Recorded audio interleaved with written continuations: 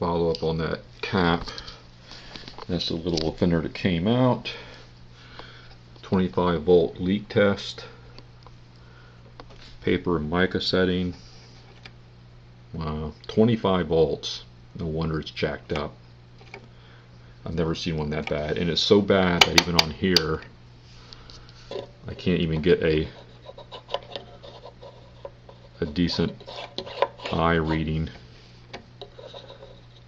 It should open up. So clearly this thing is really screwed up.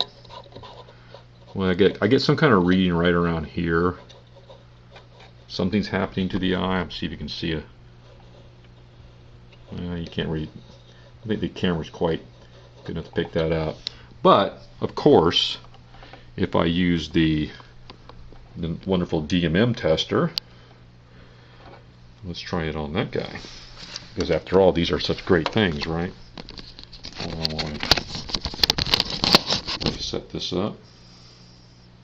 Actually, had a guy once insist on using one of these DMMs and what a great thing it was, and I tried to explain to him how useless they are for vintage electronics. He got all bent out of shape, so it's fine, whatever.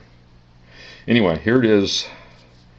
Here it is hooked up to the wonderful DMM, and it says 0.49 NF, which I assume that converts to P. Let's see if I have an option to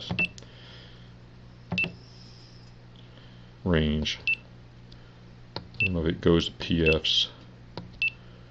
No, just in a. I think that's probably. I mean, the thing defaults without the connection. 490 minus 150. So there's your 490, 390.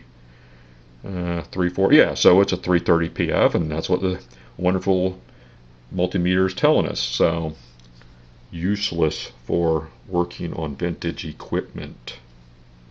Just remember that. But get one of these things if you're going to be playing around with these. Granted, I didn't need it to troubleshoot it, but that's because I know what I'm doing, and you know, I had a pretty good idea where to go. If I didn't, I could have just clipped one lead, checked it real fast, and I would have known that was a problem as well. You know, a lot of times this stuff more or less just confirms problems as opposed to necessarily diagnose them. But it's still nice to know. But clearly this cap is gone, is no good, and now I have to look into. You know, I'm getting a little jumpiness on the set, and I think that might be more of these. Like there's one right here. That's suspect now. There's a couple more. These are in the horizontal and some of the sync circuits, though. It just goes on and on. You know, you can just ultimately end up changing out most of the caps, which again is a viable alternative to when you're working on restoration. It won't help you much figure out how circuits work. Like for instance, I knew where to go looking for that noise because I have a pretty good understanding of how the circuits work.